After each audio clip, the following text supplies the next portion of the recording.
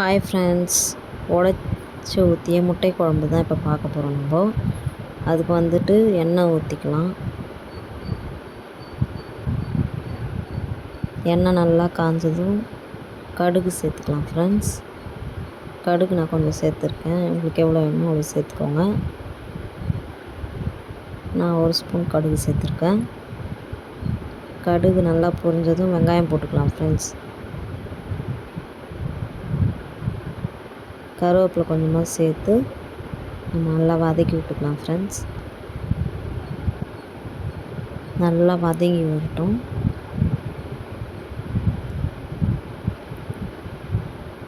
நான் வெங்காயம் 2 சேர்த்துருக்கேன் ஃப்ரெண்ட்ஸ். வெங்காயம் 2 சேர்த்துருக்கேன். தக்காளி 2 சேர்த்துருக்கேன். நல்லா வதங்கட்டும் ஃப்ரெண்ட்ஸ். பூண்டு தட்டி வச்சுருக்கேன், அதை சேர்த்துக்கலாம் ஃப்ரெண்ட்ஸ்.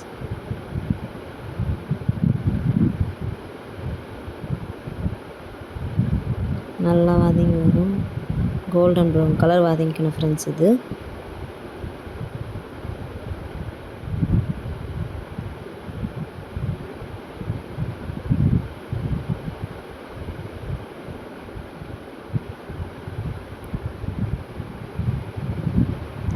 நல்லா வதங்கிடுச்சு. இந்த மாதிரி வதங்கணும் ஃப்ரெண்ட்ஸ். அப்போ தான் வந்துட்டு நல்லாயிருக்கும். இப்போ இந்த டைமில் தக்காளி சேர்த்துக்கலாம். தக்காளி சேர்த்து நல்லா வதக்கணும் ஃப்ரெண்ட்ஸ். அது ஒரு மாதிரி கிரேவி பதத்துக்கு வரும். இந்த மாதிரி நம்ம வதக்கிக்கலாம்.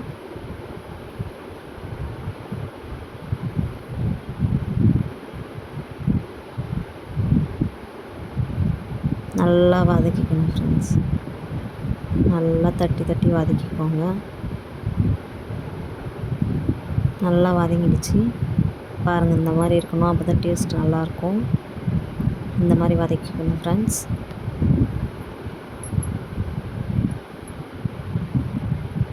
இப்போ வந்துட்டு நம்ம வீட்டில் அரைச்சி குழம்பு மிளகாத்தூள் தான் ஃப்ரெண்ட்ஸ் நான் சேர்த்துருக்கேன். 2.5 ஸ்பூன் சேர்த்துருக்கேன் நான். உங்களுக்கு எந்த அளவுக்கு வேணுமோ அந்த அளவுக்கு நீங்கள் காரம் எப்படி சாப்பிடுவீங்களோ அந்த அளவுக்கு போட்டுக்கோங்க ஃப்ரெண்ட்ஸ். இப்போ இந்த ஸ்டேஜில் நம்ம தண்ணி ஊற்றிக்கலாம். நல்லா வதக்கிக்கலாம் மிளகாத்தூள். அப்போ தான் வந்துட்டு அந்த மிளகாத்தூள் வாசனை வராது. நல்லா வதக்கிட்டு தண்ணி ஊற்றி எனக்கு தேவையான அளவு நான் தண்ணி ஊற்றிருக்கேன் ஃப்ரெண்ட்ஸ். உங்களுக்கு தண்ணி எப்படி வேணும், எந்த பதத்துக்கு குழம்பு வேணும்னு சொல்லிட்டு நீங்கள் தண்ணி ஊற்றிக்கோங்க.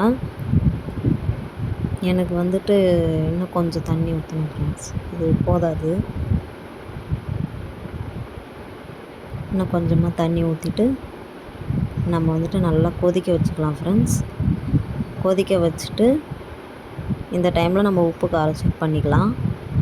முட்டை உடச்சி ஊற்றிருக்கேன். அவ்வளோதான் ஃப்ரெண்ட்ஸ், நம்ம முட்டை குழம்பு ரெடி.